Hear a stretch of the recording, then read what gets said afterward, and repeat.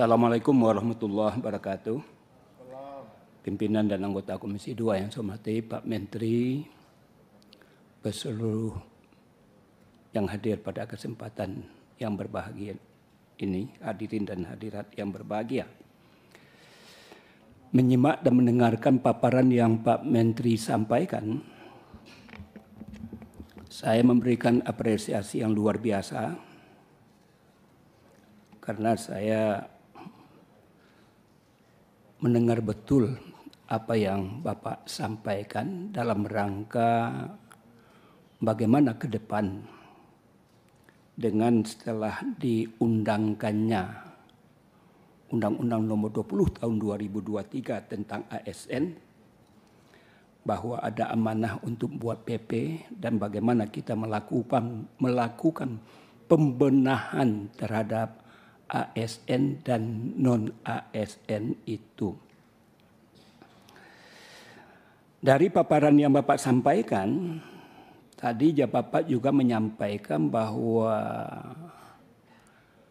pembenahan terhadap non-ASN itu berangkat dari penataan yang dilakukan oleh Pak Menteri dengan keluarnya surat edaran itu.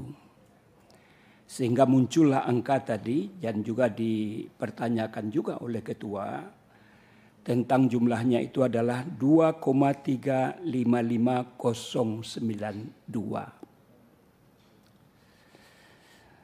Hal ini tentu penting untuk dilakukan supaya jelas gerak langkah tahapan-tahapan apa dan dari mana kita lakukan.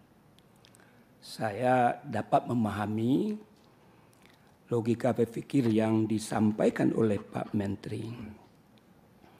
Namun itu tentulah belum menyelesaikan persoalan. Oleh karena itu tentu ada beberapa hal tadi juga sudah disinggung oleh kawan-kawan dan saya juga akan menambahkan informasi terhadap apa yang di luar daripada 2,3 juta itu.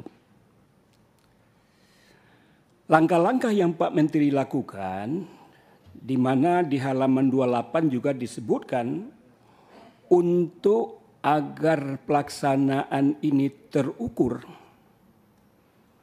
dan juga supaya jangan menimbulkan persoalan-persoalan baru,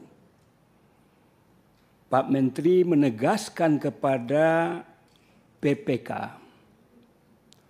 untuk tidak melakukan pengangkatan. Saya sangat setuju. Yang jadi persoalan adalah kapan dimulainya kebijakan yang Pak Menteri lakukan itu.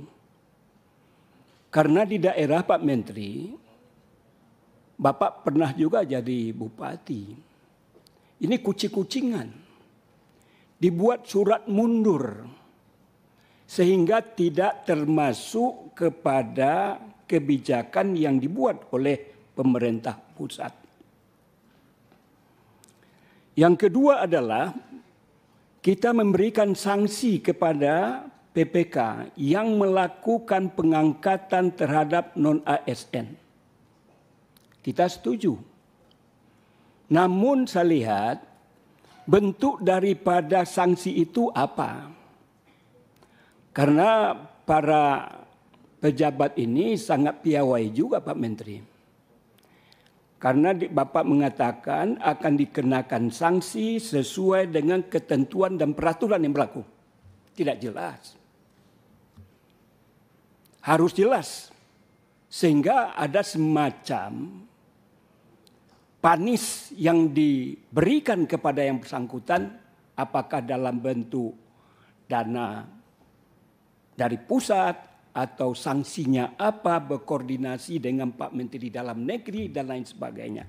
Kalau hanya sekedar ini, saya termasuk orang yang sering mengungkapkan ini di berbagai mass media, tapi terkesan pemerintahan kabupaten kota bisa melakukan sesuatu yang dia tetap melakukan apa yang dia inginkan. Oleh karena itu, supaya kita punya wibawa dalam menegakkan apa yang Pak Menteri sampaikan ini, saya berharap perlu ada ketentuan dan peraturan yang jelas tentang sanksi yang berkaitan terhadap hal tersebut. Kemudian yang berikutnya di nomor 3 itu bagi pegawai non-ASN yang saat ini masih aktif bekerja di instansi pemerintah diberikan masa transisi sejak diberlakukannya PP ini. Yang dimaksudkan masa transisi ini apa Pak Menteri? Sini enggak jelas masa transisi apakah pilihan untuk tetap non-ASN atau dia bersedia untuk menjadi P3K.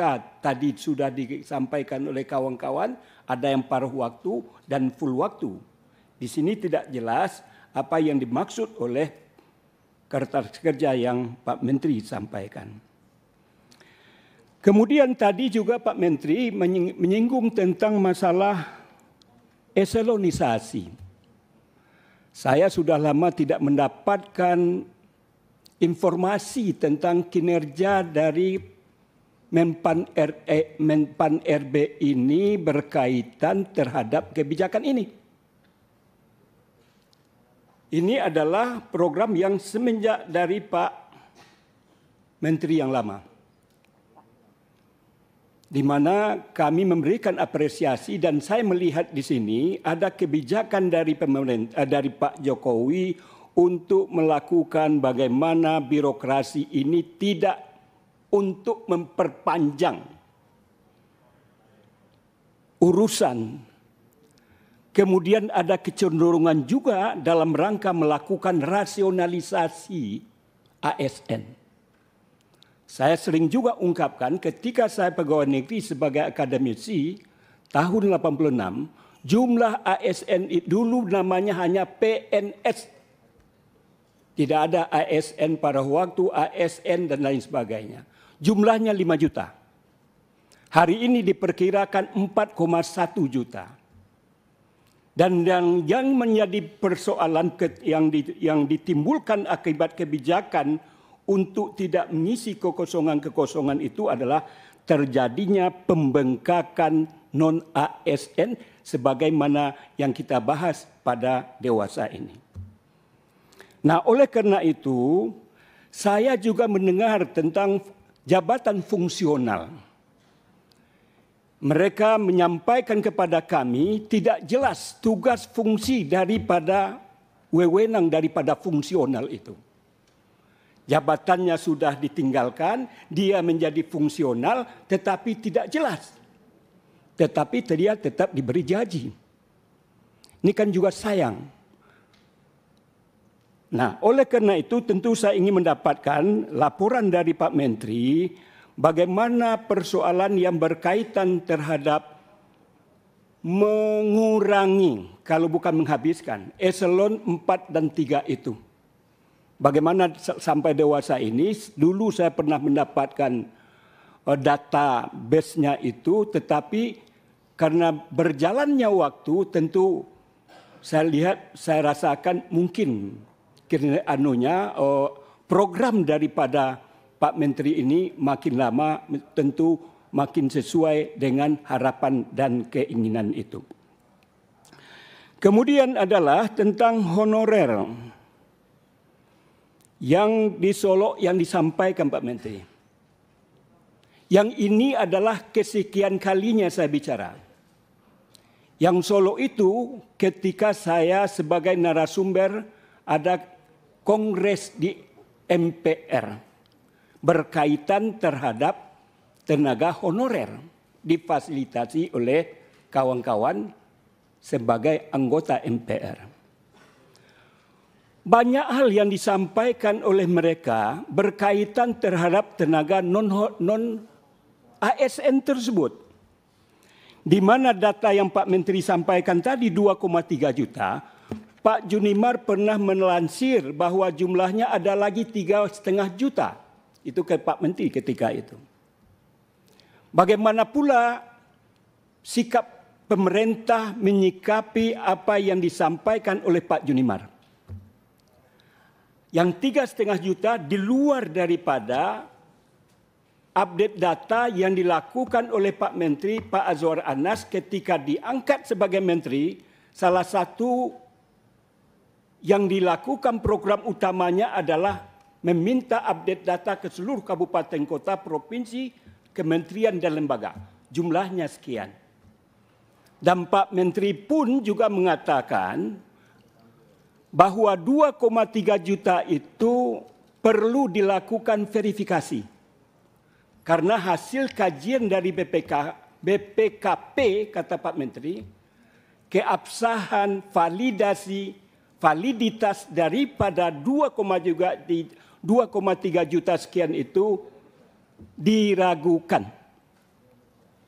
Kalau memang diragukan, bagaimana pula progress report dari langkah-langkah yang Pak Menteri lakukan? Saya setuju ketika itu bahwa perlu dilakukan validasi, perlu kita mendapatkan informasi yang sahih, yang sebetulnya dari 2,3 itu sebetulnya berapa. Nah, persoalan yang di Solo saya katakan tadi bukan hanya di Solo, Pak. Kemarin dia ke rumah saya, Pak. Saya baru datang tadi pagi dari Dapil dalam rangka menghadiri rapat ini. Mereka itu, Pak, saya tambahkan informasi apa yang disampaikan oleh Pak Junimar. Mereka itu bekerja semenjak ada yang 2005, Pak. 2006, datanya nanti saya kasih, sama dengan yang itu.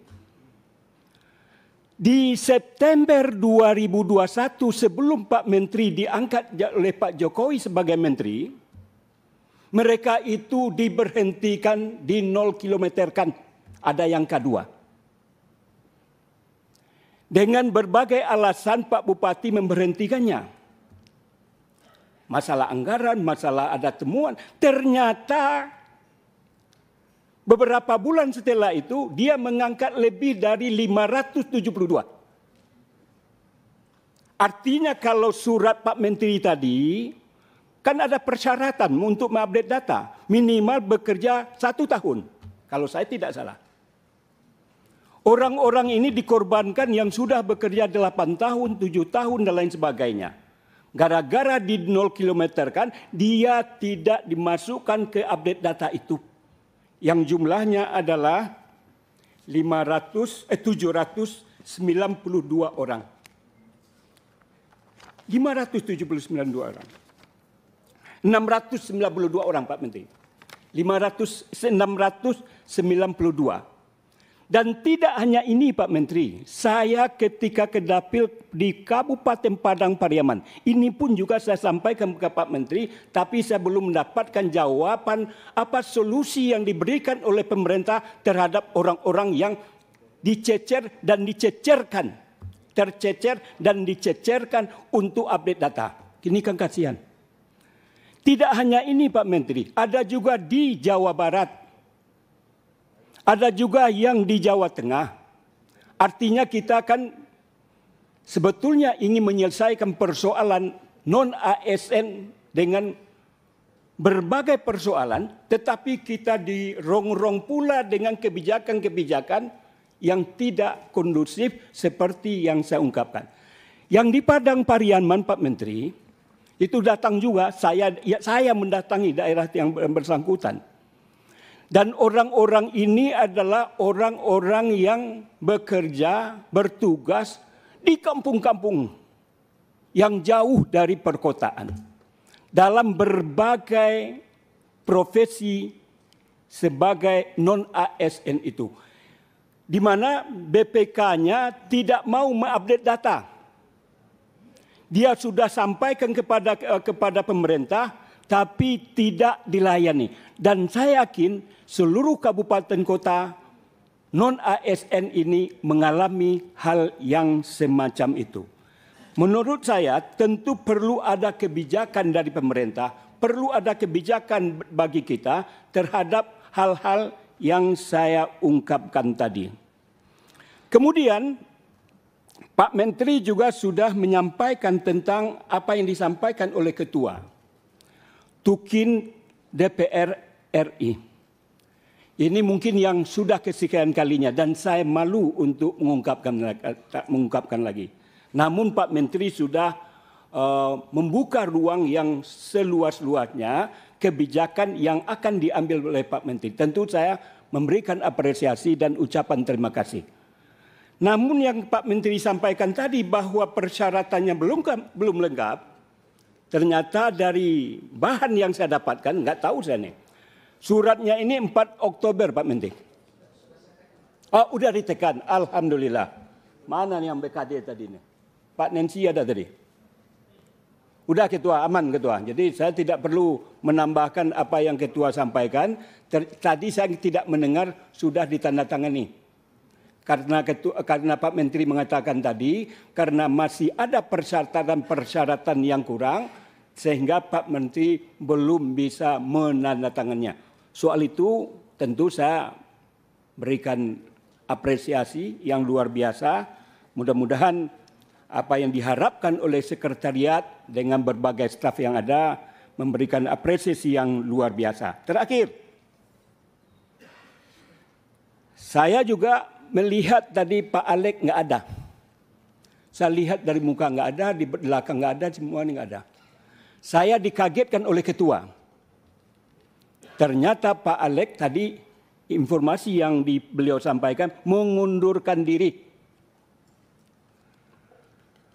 Maaf saja Pak Menteri, dalam pembahasan Undang-Undang 2023 ini peran beliau ini sangat-sangat luar biasa Pak.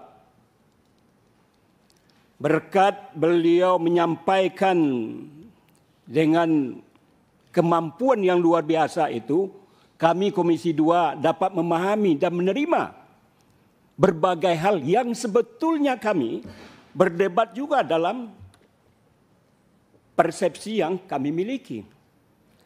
Termasuk yang dia sampaikan tentang digitalisasi yang luar biasa. Apa maksud dan tujuan? Bagaimana nanti digitalisasi ini adalah merupakan program yang sangat luar biasa dalam memanage para ASN ini.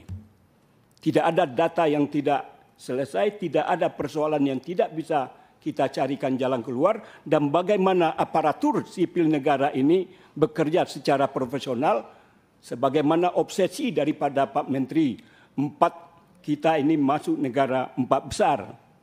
Kalaulah ASN, maaf dalam kondisi hari ini Pak Menteri, saya baru dari Dapil juga Pak Menteri, dialog dengan seorang pimpinan fakultas. Apa yang disampaikan, para pegawai yang di sana itu nggak bekerja Pak Menteri.